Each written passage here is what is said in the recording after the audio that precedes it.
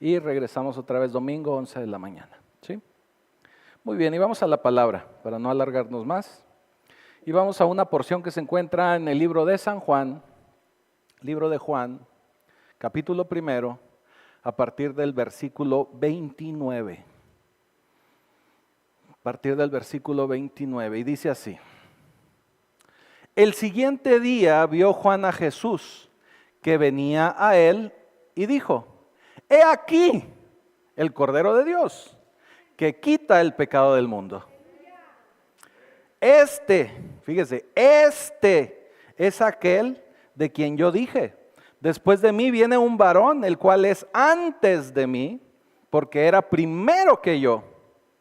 Y yo no le conocía, mas para que fuese manifestado a Israel, por eso vine yo bautizándolo con agua. Hasta ahí, amén. Señor, te damos gracias por esta porción. Sabemos que nos vas a traer luz, sabemos que nos vas a traer claridad de tu palabra y sabemos que nos vas a dar guía para que podamos seguir caminando en ti, en tu enseñanza, que podamos seguir siendo luz para las naciones y que podamos ser hacedores de tu palabra. Ya te damos gracias, Señor, en el poderoso nombre de Jesucristo. Amén. No sé si a usted le ha sucedido que luego se compra algún mueble, alguna mesa, alguna cuna, qué sé yo, y viene empaquetada, la saca usted inmediatamente de la caja y empieza a armarla. Ahora hasta aparatos electrónicos hacemos eso. Y de pronto empezamos a armar las cosas y botamos las instrucciones, porque dice uno: no hombre, pues sí, ¿qué tan difícil puede ser? Yo soy así tipo Juan Camaney y yo lo puedo armar.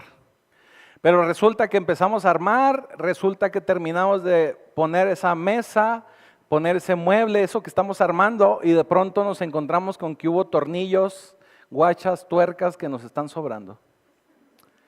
Y luego levantamos la mesa y nos queda así como que tembeleque. Y luego como que algo no quedó bien ajustado. Y luego que como que eso que compramos para el gato quedó así como que chueco. Y decimos: pero pues ¿por qué? ¿Qué cree? Pues no seguimos las instrucciones. Nosotros en nuestra vida espiritual vivimos de una manera similar. Pensamos que nosotros lo podemos arreglar, pensamos que nosotros tenemos una mejor idea, pensamos que las cosas se deben de aplicar así o asá, pero no nos dejamos guiar por la palabra. Ahorita la pastora hablaba de la palabra sincretismo. El Señor, nuestro Señor Jesucristo, hizo todo y ahorita se lo voy a demostrar. Hizo todo. Ya todo está pagado. Ya todo el sacrificio fue completo. Y nosotros queremos seguir pensando que una palma, una cruz, un rosario en el espejo nos puede ayudar. Eso es sincretismo también. Pensar que todavía el sacrificio de Jesús no es suficiente. Y créame que sí lo fue. Así que en esta porción que leímos, Juan el Bautista dice: He aquí el Cordero de Dios. Pero lo dice así cuando lo ve venir, ¿verdad? He aquí el Cordero de Dios, que quita el pecado del mundo. Esa palabra, el he aquí, es porque él quiso hacer énfasis. Tenemos que recordar que él estaba bautizando en el desierto con agua. Había mucha gente ahí y había discípulos de él, pero había gente que estaba esperando a ese hombre del que él predicaba. Y él decía: he aquí. Aquí está. Aquí está. Estaba haciendo énfasis. Pero no solamente dijo aquí está, sino que dice aquí está el Cordero de Dios. Lo llama el Cordero de Dios, lo presenta como he aquí. Pongan atención porque acaba de llegar el Cordero de Dios. ¿Y por qué estaba tan animado? ¿Por qué estaba tan sincero, tan franco, tan emocionado de que estuviera ahí Jesús? ¿Sabe por qué? Porque Israel lo había estado esperando por muchísimo tiempo. Tenemos que recordar que hay profecías de ese Mesías, que hay profecías de ese Cordero de Dios, de ese sacrificio perfecto que vendría a acabar con el pecado del mundo, con el problema del pecado, porque es un problema. Por eso Juan, al verlo, dice, he aquí el Cordero de Dios que quita el pecado del mundo. Por eso le llama Cordero. Ahora, para poder entender más y mejor por qué él le llama Cordero, nos tenemos que remontar a los tiempos de Adán y Eva. Cuando Adán y Eva caen en pecado, y usted lo debe recordar, que Eva le dice a Adán, toma gordo, mira qué rico está. Así le dijo, ¿eh? La gente piensa que fue una manzana, la pastora dice que fue un higo. Usted póngale la fruta que a usted más le gusta. Si le gusta la papaya, póngale papaya. Pero le dijo, mira gordo, qué rico está esto. Come. Y más no le dijo come, cómetelo, le dijo así. ¿Quién se iba a negar? Los casados me van a entender. Entonces él come, caen en pecado. Cuando ellos caen en pecado se dan cuenta de muchas cosas y entre ellas que están desnudos. Pero se dan cuenta que están desnudos, que están descubiertos porque han caído en pecado. Cuando nosotros caemos en pecado quedamos descubiertos. Ellos quedan descubiertos y lo mejor y primero que se les ocurre es ir a cortar ahí unas ramitas, unos helechos para amarrárselas y ponérselas, pues para no verse desnudos. Pero ¿qué cree?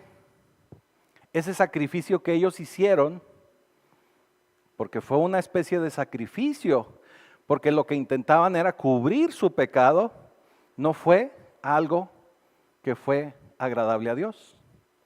Dijo Dios, no, o sea, ¿cómo te vas a cubrir con esa hoja?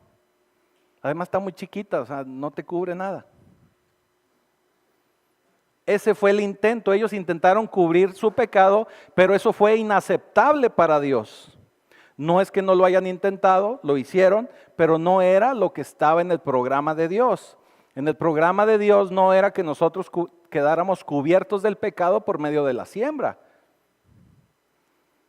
No fue agradable a Dios. Por lo tanto, si usted recuerda la historia, Dios tuvo que sacrificar un animal. Tuvo que haber un derramamiento de sangre para poder darle a Adán y a Eva algo con que pudieran cubrirse. Si recuerda la historia, les da pieles para cubrirse. ¿De dónde sacó las pieles? Bueno, pues hubo un sacrificio, un derramamiento de sangre. Porque ese derramamiento de sangre es lo que verdaderamente el Señor iba a aceptar como un sacrificio para cubrir los pecados. Es algo que Él mismo proporcionó. Él lo proporcionó para que hubiera cobertura de ese pecado. Eso significa que a partir de ahí esto nos lleva a un sistema de sacrificios que lo vemos y lo podemos leer a lo largo del Antiguo Testamento, mediante el cual el Señor aplaca su ira en contra del pueblo. Cuando el pueblo de Israel iba y sacrificaba esos animales, había derramamiento de sangre, la ira de Dios se aplacaba, se tranquilizaba y les daba un tiempo más. Pero era algo temporal. Ahora, por medio de ese sacrificio, el elemento central del sacrificio lo podemos encontrar en Éxodo capítulo 12. Y en Éxodo capítulo 12 es cuando le damos forma y le damos nombre a este sacrificio. Y este sacrificio a partir de ahí se llama Pascua. Por eso le quiero hablar de esto el día de hoy. Porque vamos a vivir la Pascua. ¿Y qué es la Pascua? La Pascua es cuando el pueblo de Israel sale de Egipto. Y usted debe de recordar que la última plaga que envía el Señor para que el faraón permita la salida del pueblo de Israel de Egipto fue la plaga donde él iba a quitarle la vida a los primogénitos de la casa egipcia. Ahí lo puede usted leer, Éxodo 11. Éxodo capítulo 11, versículo 4 y 5. Porque le dice el Señor a Moisés, Jehová ha dicho así, a la medianoche yo saldré por en medio de Egipto, le dice. Y morirá todo primogénito en tierra de Egipto, desde el primogénito de Faraón, que se sienta, el niño ese que se sienta en su trono, hasta el primogénito de la sierva que está tras el molino. Y todo primogénito de las bestias.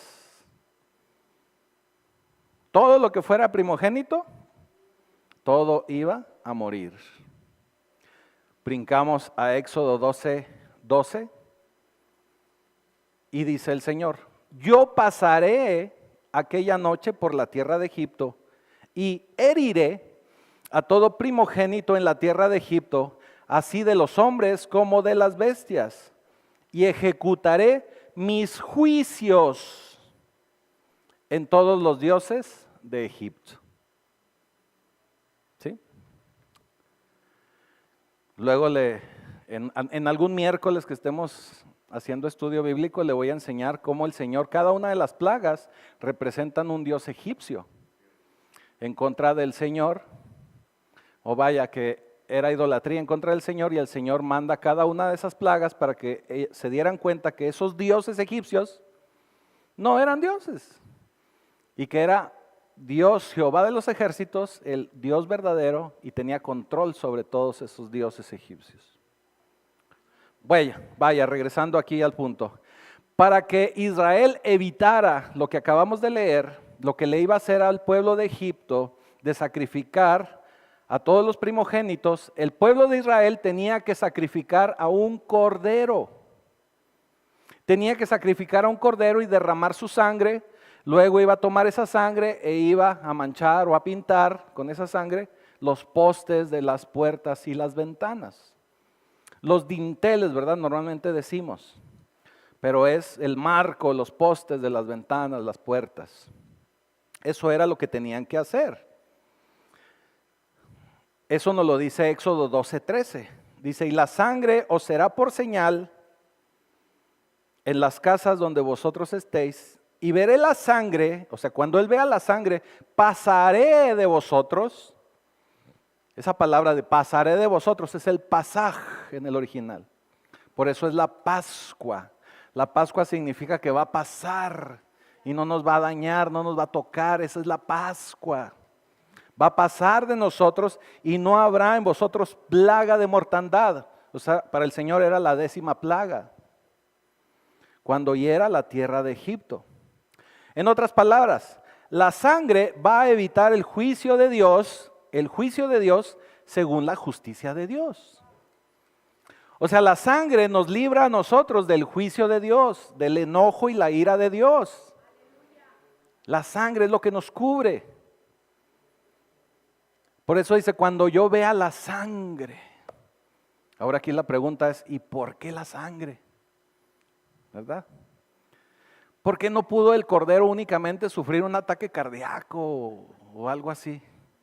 No, la sangre, tenía que derramar sangre. Bueno, pues porque las Escrituras, Dios mismo nos dice que la vida de la carne está en la sangre. Vamos a Levítico 17:11. Y dice así, porque la vida de la carne está en la sangre. Y yo os he dado para hacer expiación sobre el altar por vuestras almas, y la misma sangre hará expiación de la persona.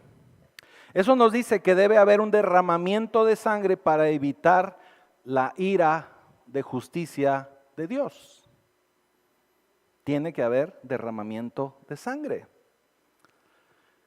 Por eso el Señor en el Antiguo Testamento idea esta manera de evitar su ira, pero la evita temporalmente. Es una forma temporal mediante el sacrificio del Cordero Pascual o el Cordero de Dios. Y obviamente incluye otros sacrificios que también ellos realizaban. Si quiere leer más acerca de estos sacrificios, lo puede leer en Hebreos capítulo 10 del 1 al 14 y Hebreos 9 del 11 al 14. Todo ahí nos habla el autor de Hebreos acerca de cómo estos sacrificios eran temporales para el Señor. Así que dice, esos sacrificios no pueden solucionar el problema del pecado. Se lo estoy parafraseando todos estos versículos que le acabo de decir. Lo único que pueden hacer es retrasar el juicio del pecado. O sea, va a detenerlo ahí poquito. Es como cuando el cobrador de Electra y usted le dice, no, venga el viernes. O sea, pues nomás lo retrasó, ¿verdad? Pero la cobranza va a llegar. A lo mejor no le cobró el lunes, pero el viernes ahí va a estar el cobrador.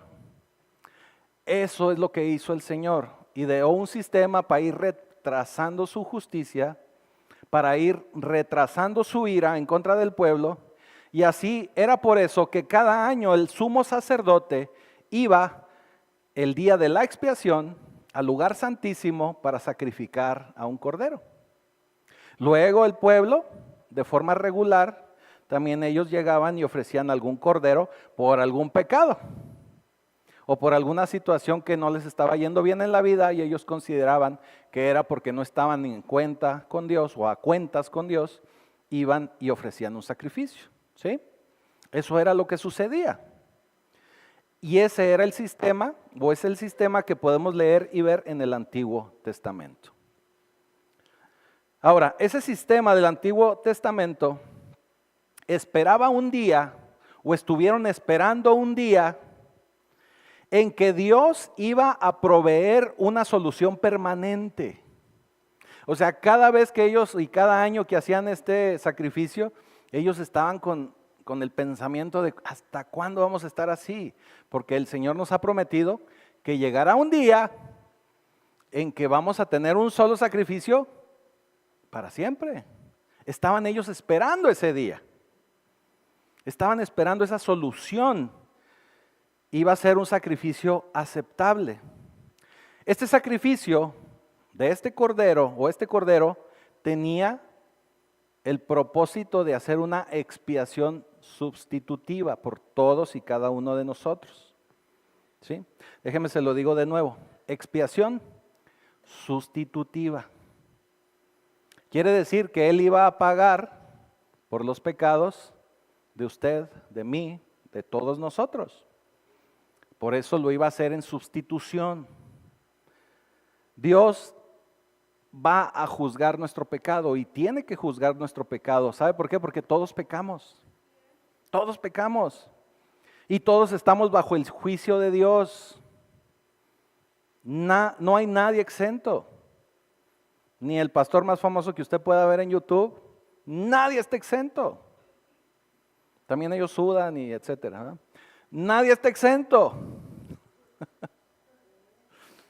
¿Por qué? Porque el estándar de Dios es un estándar alto y solo se puede cumplir con ese estándar mediante la perfección y nadie de nosotros somos perfectos.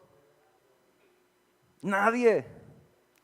Por lo tanto, todo el Antiguo Testamento anticipaba que a través de los corderos iba a haber un sacrificio, pero debía llegar el momento en que Dios iba a proveer a un cordero perfecto para terminar con ese sistema.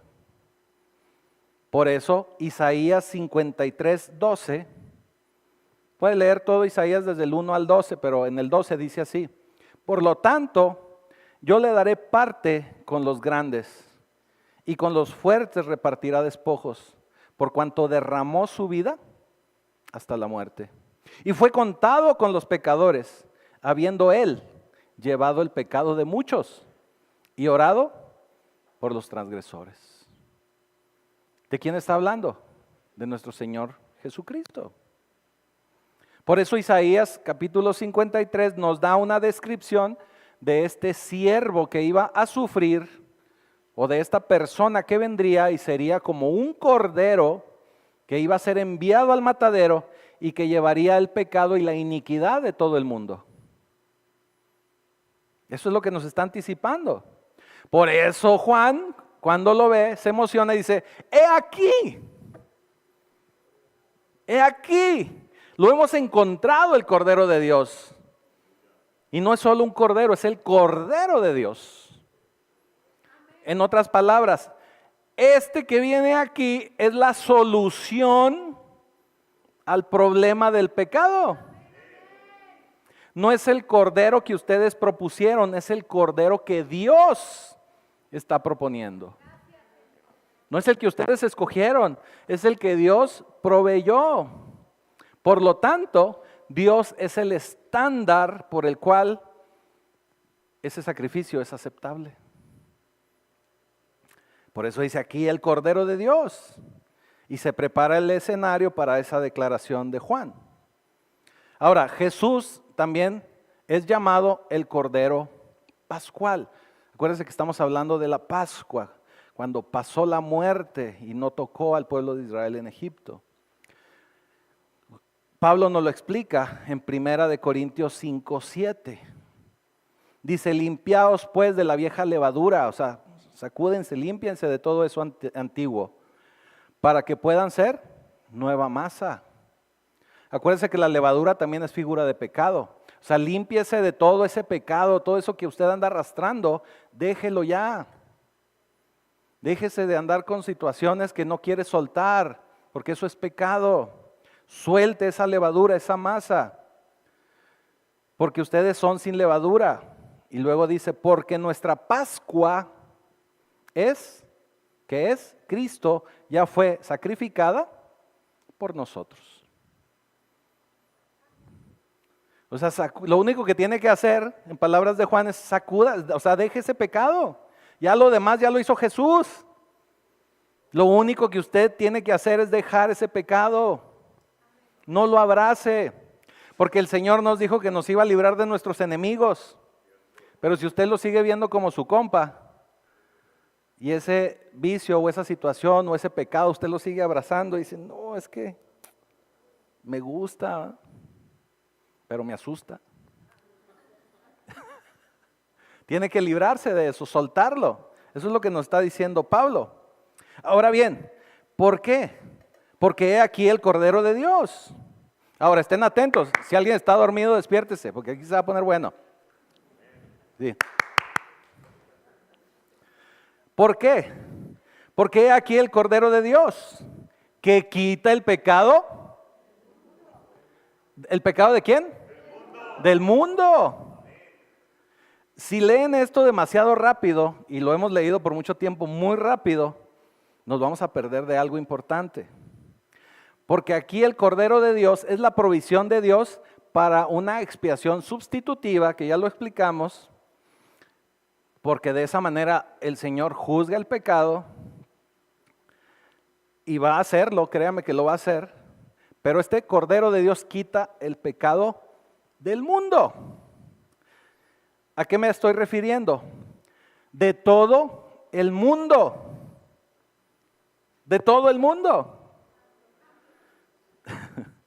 Eso significa que es una expiación ilimitada. O sea, todo el mundo tiene acceso. Todo el mundo puede tener acceso. Todo el mundo, por eso hay tantas ahora iglesias que dicen, ven tal como eres. Pues sí, tiene que venir tal como eres, pero tiene que dejar el pecado y ser transformado. Sí le damos acceso a todo el mundo y este pago por el pecado fue para todo el mundo. Es decir, que la muerte de Jesús fue suficiente para todo el mundo. Abordó el pecado de cada persona que ha vivido por siempre. Por siempre. Ahora, esto lo tenemos que asimilar, porque luego pensamos y somos muy celosos que solo los cristianos. No. La Biblia declara que Jesús experimentó la muerte por toda la humanidad, por todos los hombres. Ojo con eso. Fíjese cómo nos dice Pablo en 2 Corintios 5:19. Dios estaba en Cristo reconciliando consigo al mundo. O sea, para los que nos ven en Oregon, ya no nos está viendo nadie. Para everybody. Sí, o sea, pues es que pensé que nos estaban viendo en Oregon, pero ya vi que ya no nos ve nadie. Esto es para everybody. O sea, todo el mundo. ¿Sí? que Él era el Cordero de Dios que vino a satisfacer, ojo, que vino a satisfacer la demanda de Dios. Quíteme entonces el tripié de ahí porque veo ahí a varios hermanos que se hacen así con el tripié. Si ya no está sirviendo, quítelo de ahí. Era el Cordero de Dios que vino a satisfacer la demanda de Dios porque cumplió con el estándar de Dios. Cumplió con la demanda alta, el estándar alto de Dios. Porque el Cordero de Dios tenía que ser perfecto. Tenía que ser perfecto. Jesucristo era perfecto, por eso Él calificó. El Cordero de Dios tenía que ser también, y nos lo explicaba la pastora la semana pasada, tenía que ser humano. Por eso Dios se hizo hombre. Por eso Dios, el Hijo de Dios, o Dios Hijo, se hizo hombre. Por lo tanto, era humano. Era hombre, 100% hombre, pero también era 100% Dios. Era perfecto. Dice que para ser digno tenía que ser como su hermano, de su misma sangre, piel y huesos. Tenía que ser humano. Esto nos lo dice Hebreos 2:17. Por lo cual debía ser en todo semejante a sus hermanos. Tenía que ser semejante a sus hermanos, pero siendo un humano perfecto. Así que Jesucristo cumplió con el requisito de ser el sustituto perfecto. ¿Sí? Así que en la cruz Jesucristo cargó cada pecado de cada persona que ha vivido en todos los tiempos, fíjese. ¿Sí? ¿Se lo repito? En la cruz Jesús cargó cada pecado de cada persona que ha vivido en todos los tiempos. ¿Por qué se lo repito una y otra vez? Porque luego hay un malentendido y la gente lo malentiende. Fíjese, la gente piensa que algunas personas no van al cielo por los pecados. Y no es así, porque Jesús ya pagó por todos. Ya pagó por todos. Si eso fuera cierto, incluso la gente o alguna gente no podría salvarse y aún así siguen pecando muchos. ¿Sí me explico? O sea, si el problema principal fuera el pecado, créame que en el arrebatamiento no nos vamos nadie. Pero el Señor ya pagó por todo eso. El problema ya no es el pecado porque el Señor ya pagó. La gente se pierde el cielo por sus pecados, dice la gente. ¿Pero por qué? Ya no se lo pueden perder porque Jesús lo pagó todo. Por eso en sus últimas palabras, en Juan 19:13 dice, consumado es. Mucha gente lo dice en el original, ¿verdad? Telestai, dice. Consumado es, o sea, ya todo fue pagado, completado. Por eso cuando los creyentes son juzgados en Apocalipsis 20, porque ahí vamos a ver un juicio, los pecados no se mencionan. Si usted se da una vuelta ahí a Apocalipsis 20 y se lo va a dejar de tarea en su casa, léalo, y se va a dar cuenta que los pecados no se vuelven a mencionar. O sea, el problema no es el pecado, porque el pecado ya fue pagado. El problema es que aunque el pecado ya ha sido pagado, no tienen vida eterna porque no se han comprometido con Jesús. Porque no han recibido a Jesús de una manera correcta, de una manera aceptable. Porque no han puesto su fe en Jesús. ¿Recuerda lo que nos dice Romanos 10:9?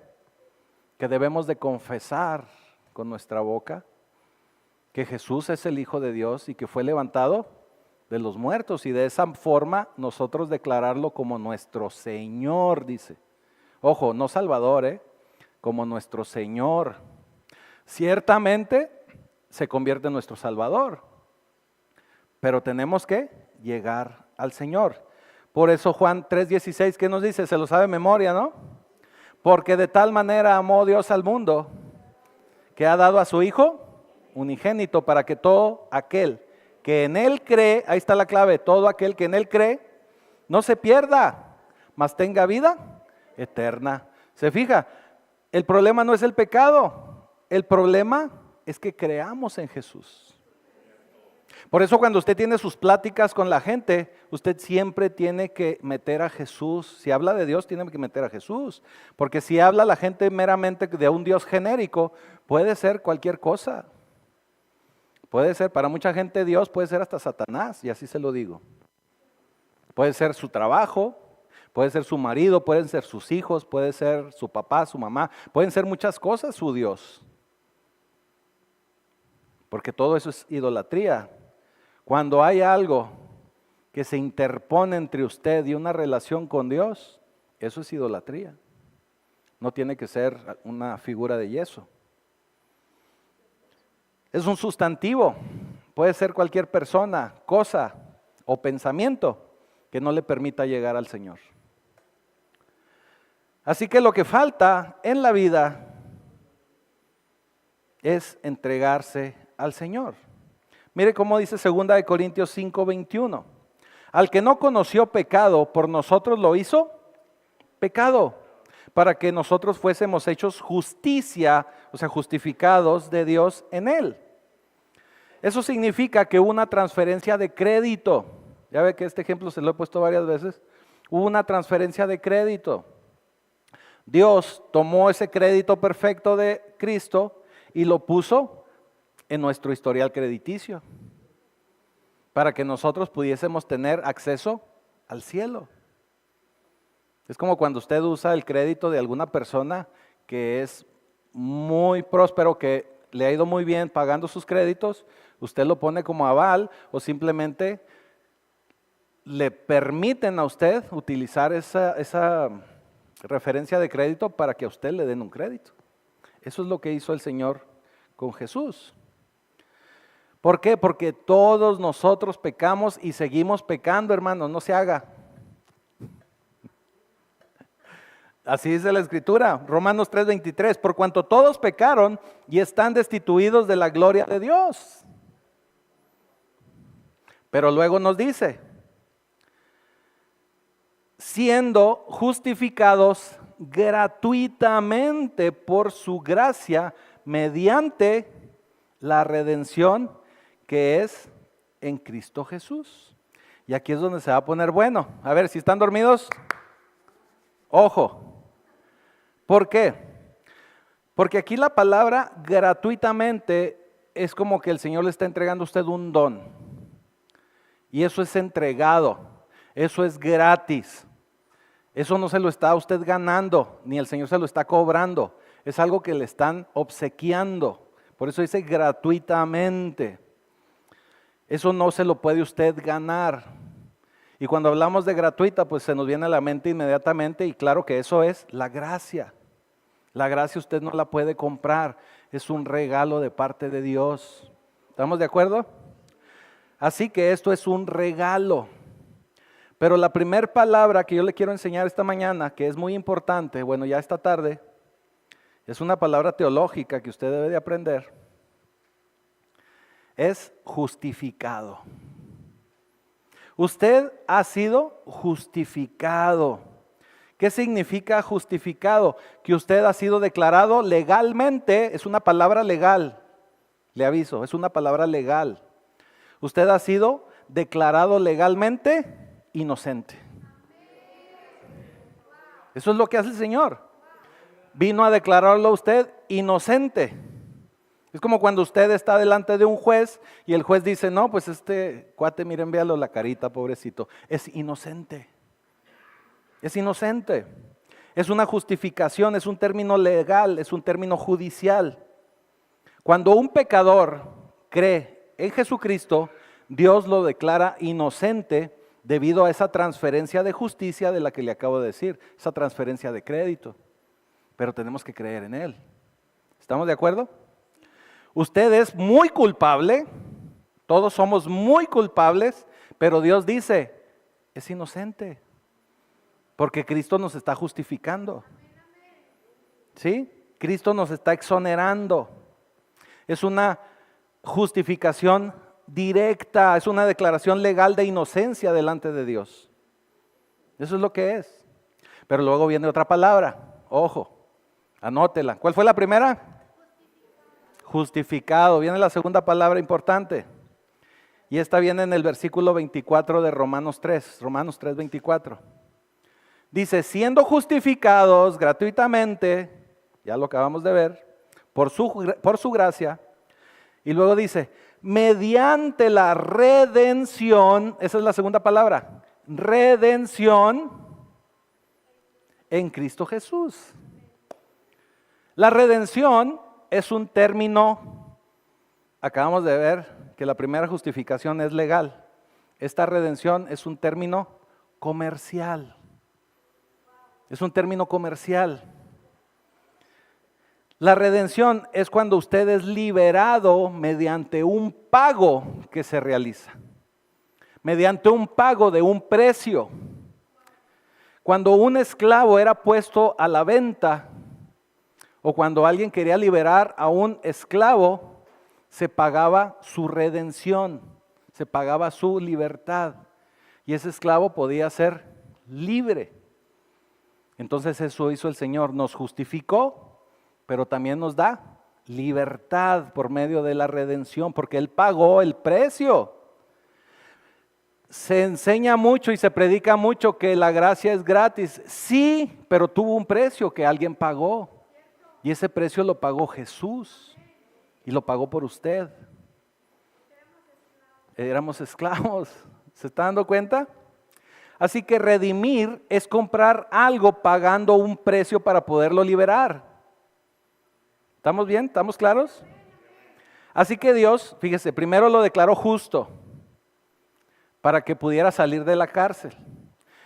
Lo declaró justo para que ya no estuviéramos retenidos, para que ya no fuera un rehén, para que ya no tuviera problema para ir a esa eternidad. Pero ¿cómo pagar el precio? Entonces, ahora el Señor lo está redimiendo porque está pagando ese precio. Jesús asumió el precio de la eternidad para que usted pueda ir a esa vida eterna, para que pueda ser liberado y que pueda vivir en libertad, en redención. Pero aquí le va la tercera palabra. Número 3. ¿Cuál fue la primera? Justificación. La segunda, redención. Ahí le va la tercera. Otra palabra teológica, Romanos 3:25. A quien Dios usó como propiciación por medio de la fe en su sangre para manifestar su justicia, a causa de haber pasado por alto en su paciencia los pecados pasados. Entonces la tercera palabra de lo que le estoy hablando es propiciación. Eso significa que Dios presentó públicamente una propiciación en su sangre, y este es un término sacrificial. Es un término de sacrificio. Es una palabra muy importante que significa satisfacción. Satisfacción. ¿Sí? Para en inglés satisfaction. Satisfaction.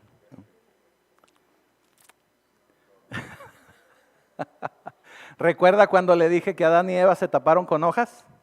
Eso no fue agradable a Dios. El Señor, con esa forma de ellos cubrirse, no fue satisfecho. Tuvo que haber un derramamiento de sangre para que el Señor pudiera quedar satisfecho. Entonces, el Señor da esta propiciación, que es un término de sacrificio, para que todos podamos estar bien delante del Señor y el Señor pueda estar satisfecho. Por eso tenía que ser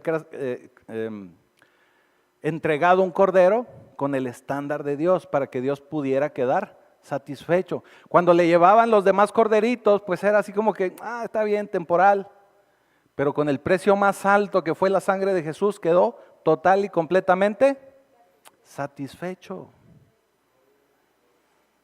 Estoy satisfecho, dice el Señor, lo que has hecho, hijo, has satisfecho mis santas demandas sobre toda la humanidad que ha vivido para siempre. Qué tremendo. El Señor mismo nos dice, ahora estoy satisfecho, por eso me reconcilio al mundo conmigo mismo, porque estoy aceptando el sacrificio de Jesús en sustitución. Así que Jesús ahora nos ofrece la vida eterna a todos los que respondemos a Él. ¿Por qué? Porque nos ha justificado, nos ha redimido y hemos sido propicios delante de Dios. ¿Se fija? Eso significa que lo hizo de manera legal, comercial y satisfaciendo a Dios en todo. La muerte de Jesús en la cruz, cuando realmente la entendemos y cuando nos damos cuenta de lo que se llevó a cabo en esa cruz, debe de afectarte, hermano, hermana. Debe de afectarte de tal manera que tu vida no vuelve a ser igual. Cuando verdaderamente entendemos el sacrificio en la cruz, nuestra vida no debe ser igual. En la cruz Jesús no solo pagó por tu pecado, sino que rompió toda la autoridad de Satanás. Rompió la autoridad de Satanás. Mira, lo voy a decir de la manera tradicional que lo entendemos. Tiene sus asegúnes, pero la manera que lo entendemos. El sábado es un día glorioso, por eso le decimos sábado de gloria, o se le dice en el mundo sábado de gloria. ¿Por qué? Porque el Señor muere un viernes, resucita un domingo, pero el sábado la Escritura nos dice que fue hasta el mismísimo infierno y declaró victoria sobre el reino demoníaco.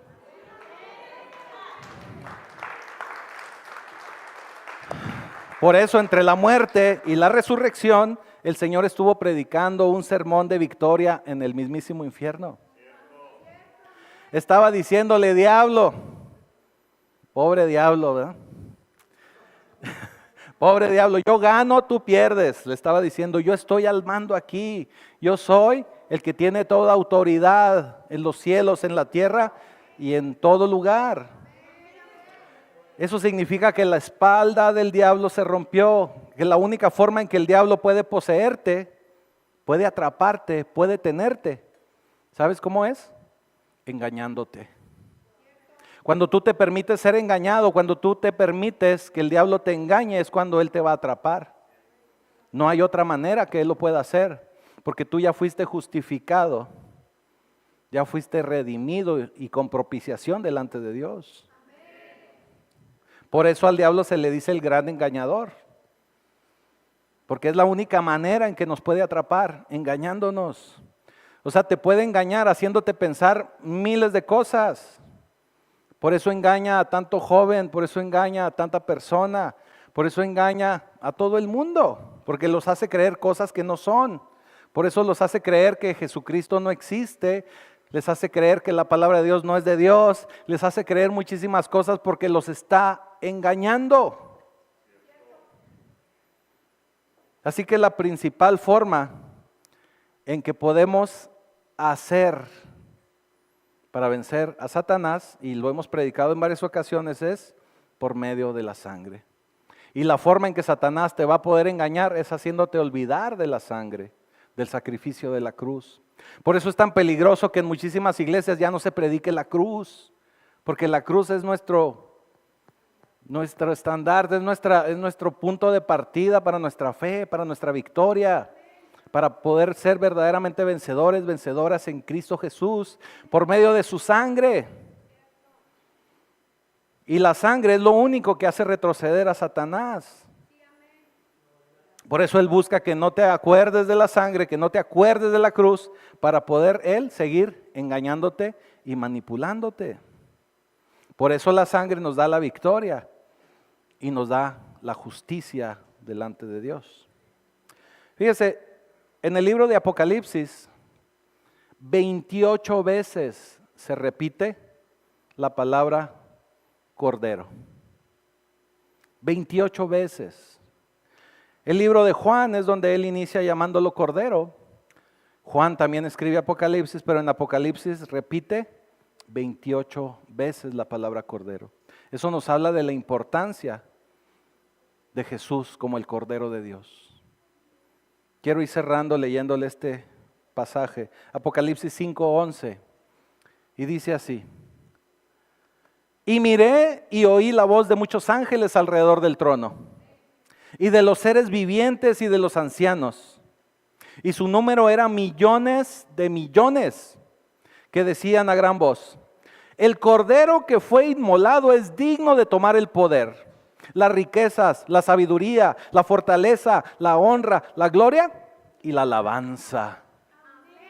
Y a todo lo creado que está en el cielo y sobre la tierra y debajo de la tierra y en el mar, y a todas las cosas que en ellos hay, oí decir al que está sentado en el trono y al Cordero sea la alabanza, honra, gloria y poder por los siglos de los siglos.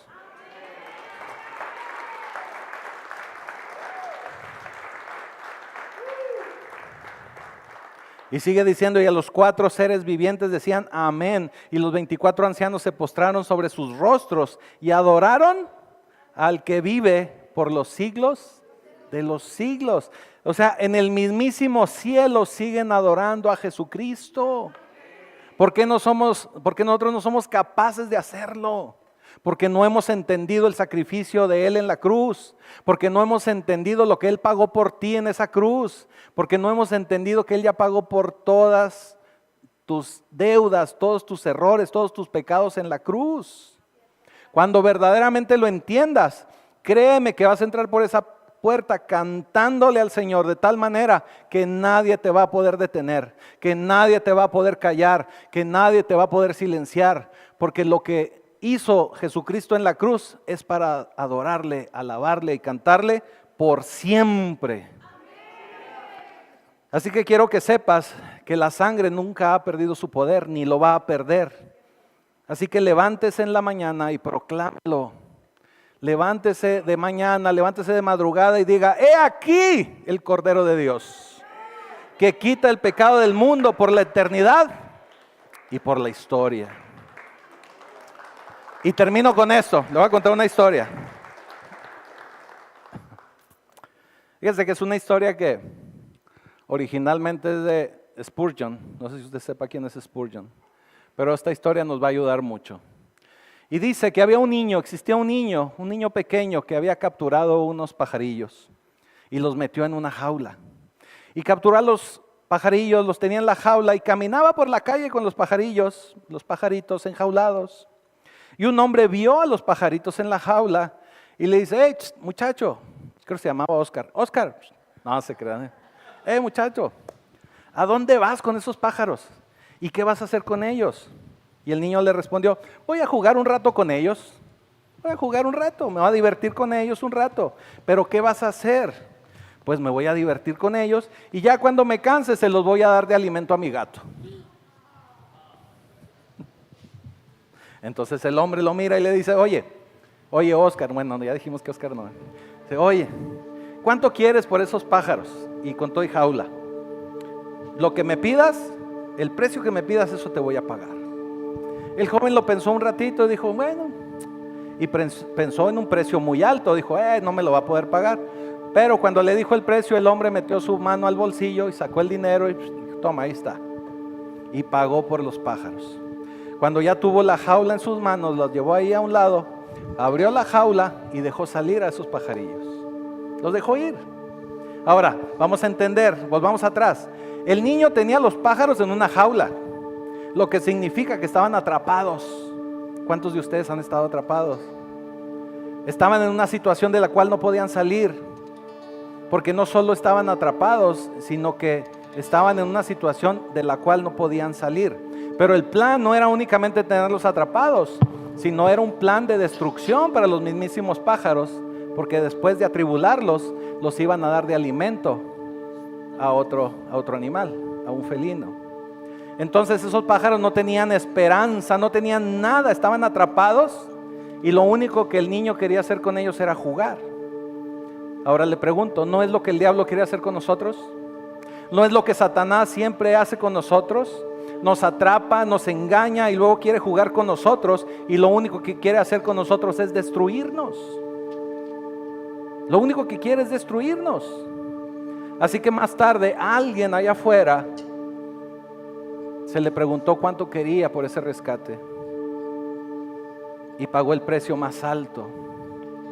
Obtuvo esa jaula, los pájaros pudieron salir, los libertó. Y esos dos pájaros que estaban enjaulados pudieron ir libremente por el cielo y dejaron de ser juguetes para ese niño. Así que esos dos pájaros que iban a ser devorados y que iban a ser destruidos, ahora son liberados.